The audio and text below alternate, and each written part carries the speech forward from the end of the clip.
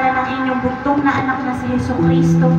Ikaw po'y narito at nagpapakumbaba at dinadalangin ang paglilinis sa bawat isa sa amin, O God.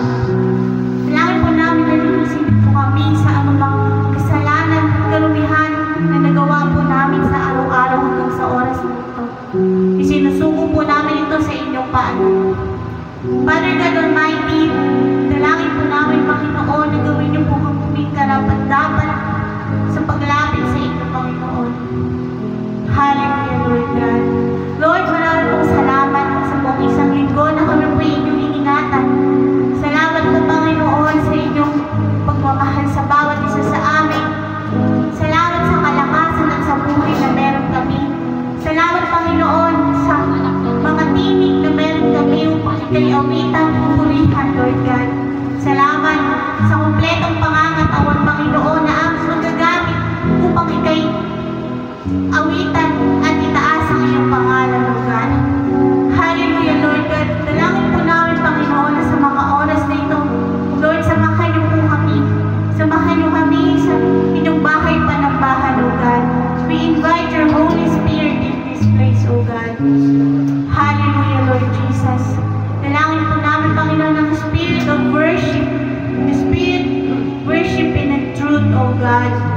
Lord, mag-usap po kayo sa bawat isa sa amin, Lord God, na maging silbing panalangin ng bawat isa, Panginoon, ang aming mga pag-aawit, Lord God, ng may kagalakan, Lord God, na nagmumula sa puso ng bawat isa.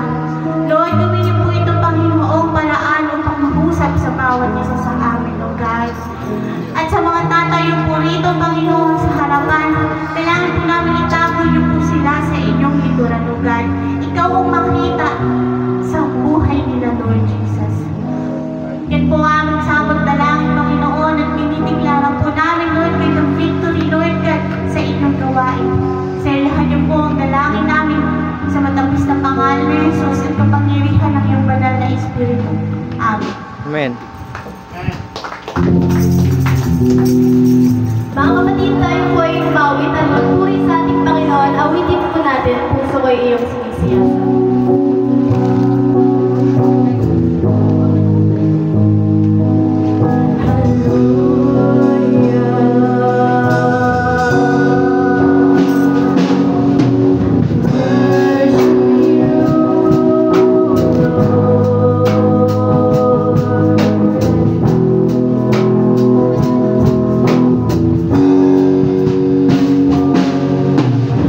Puso ko'y iyong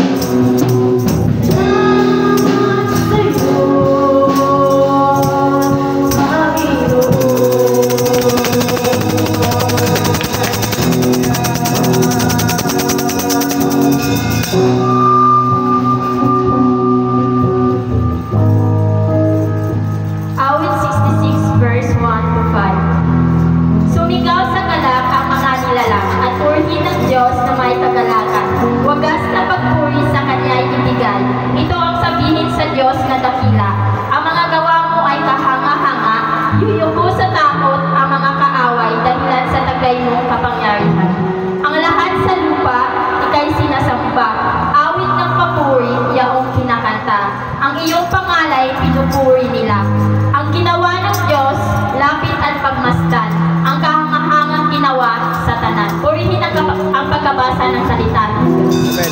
Amen. Patuloy po tayong mamawit sa ating Panginoon. Awitin po natin halina't sama-sama.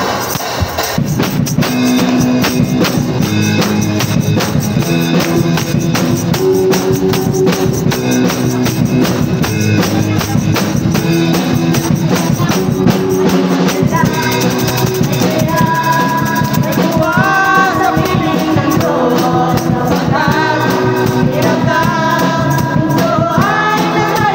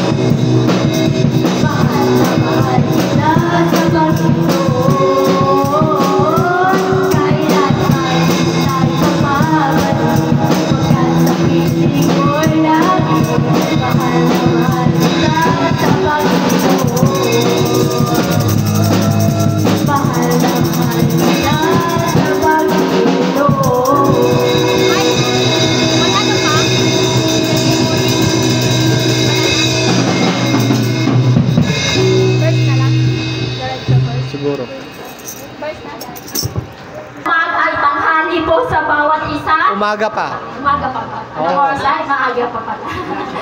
So, ayan po mga kapatid, tayo po ay nandito. Muli nagkatipon-tipon sa biyaya ng ating Panginoon.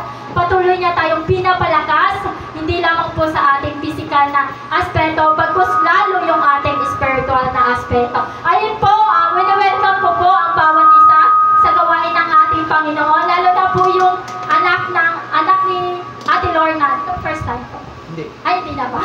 Ngayon ko lang kasi siya nakita dito sa Sunday service.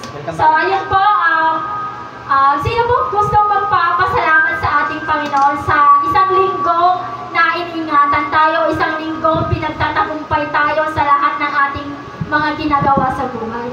Sinangga daw. Alam? Ayun, nagturuan daw po sila. Meron po ba? O dadako na po tayo sa memory verse po natin. Ang memory verse na daw po.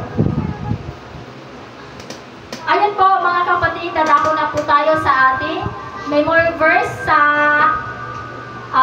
Colossians 3:23. Sino po mauna po dito? Matapang na anak ng Diyos na mauna po dito sa harapan. Ikaw, ako naman. So ako na lang po. So ayun po, sa Colossians 3:23, nandun na po, wala tayong monitor, pero nandun naman po sa ating group chat. So ayun po, Colossians 3:23, whatever you do, work at it with all your heart as working for the Lord, not for human masters. So ayun po dito po sa verse na ito, makikita po natin yung hindi po dapat tayo maglingkod para sa tao, bagkus dapat tayo po ay maglilingkod para sa ating Diyos. At kung ako naman ay gagawa ng isang bagay o mga ginagawa sa bawat araw sa aking buhay ay laging i-remind sa sarili ko na dapat ginagawa ko to para sa ating Diyos, hindi para ma-please po yung ibang tao. Di ba sabi nga po sa 1 Corinthians 10:31, whatever you eat or drink or whatever you do it all for the glory of our God. Paano ba natin paparangalan yung ating Diyos? Sa pamamagitan ng ating pagkain, pag-inom ng tubig, ay papasalamatan natin siya at hindi natin sasayangin yung binigay na biyaya sa atin ng ating Panginoon. At saka, di ba, sabi nga, do it with all your heart. So, lahat dapat ng ating ginagawa, dapat nandun sa ating puso. Kasi, lalo na yun pagka sa work, example, sa work,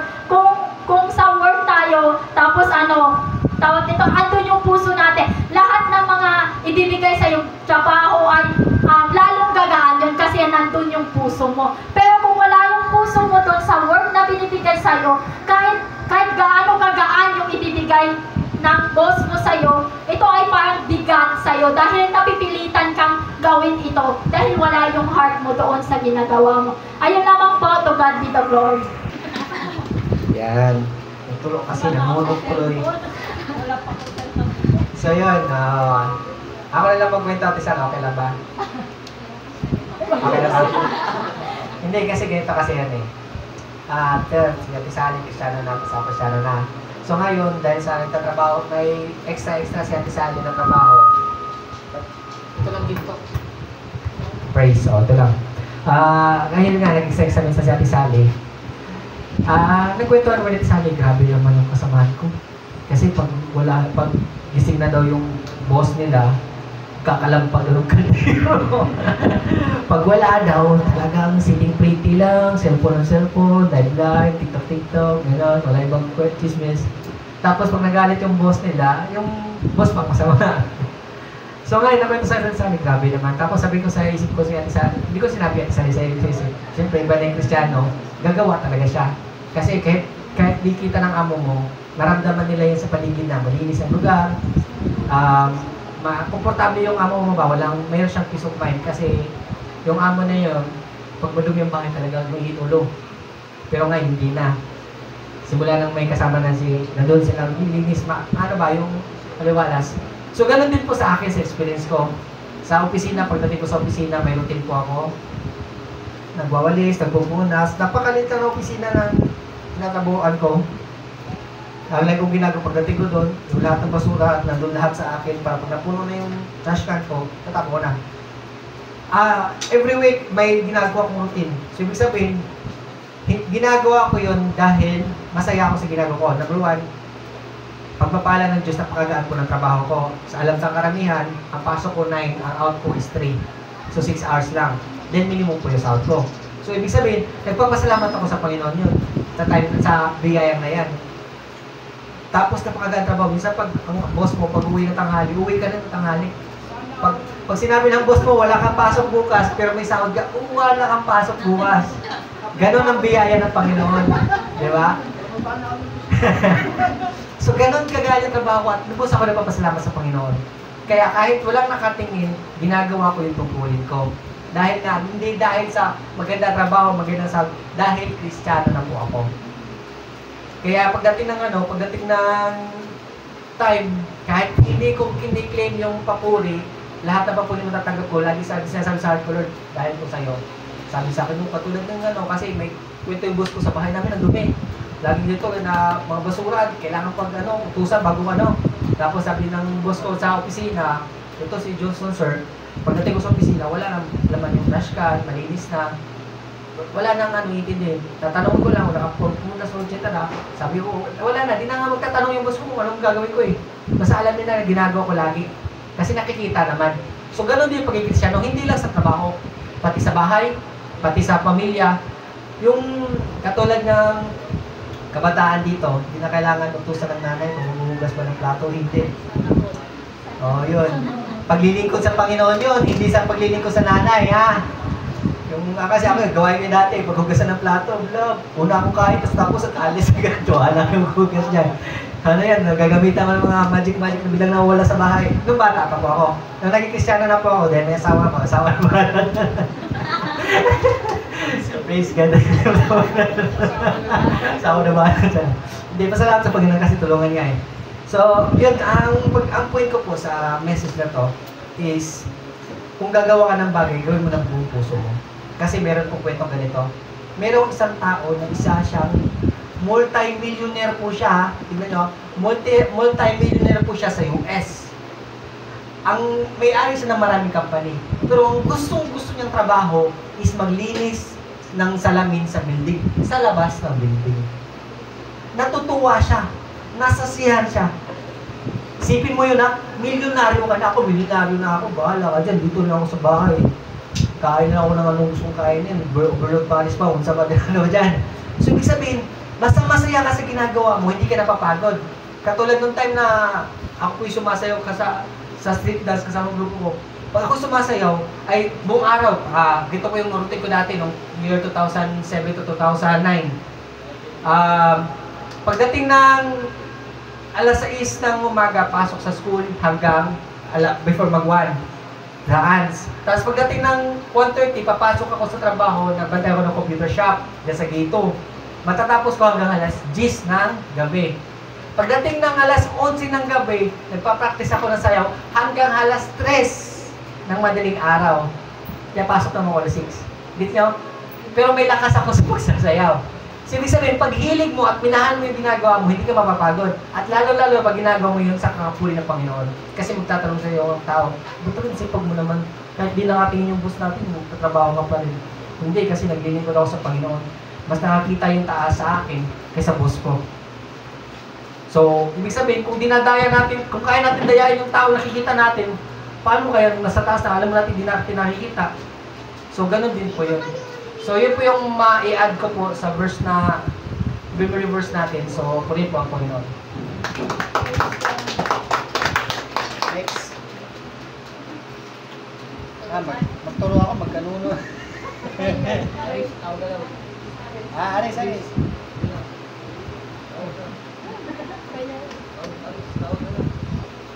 Wala na kasi, pinag-intercede na po tayo. Wala na? Meron? Ha? Ikaw po. Opo, ako dapat. Sino? Brother pala. Ako po yung dapat eh. Pero okay lang. Excited. Say something. Ha? Palit na lang. So, package na lang to. Nandito na rin ako eh. Ulitin ko lang yung camera kasi pang prayer to sermon na kasi yan eh. Kasi di ka matagal i-upload sa YouTube.